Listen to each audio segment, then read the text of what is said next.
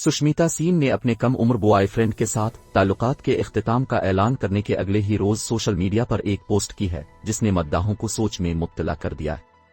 तफसीलात के मुताबिक अदाकारा सुष्मिता सेन ने इंस्टाग्राम पर अपनी एक निहायत खूबसूरत तस्वीर जारी की जिससे ये जाहिर हो रहा है कि वो किसी गहरी सोच में हैं लेकिन परसुकून हैं। इस तस्वीर के साथ अदाकारा का कहना था कि अमन खूबसूरत है।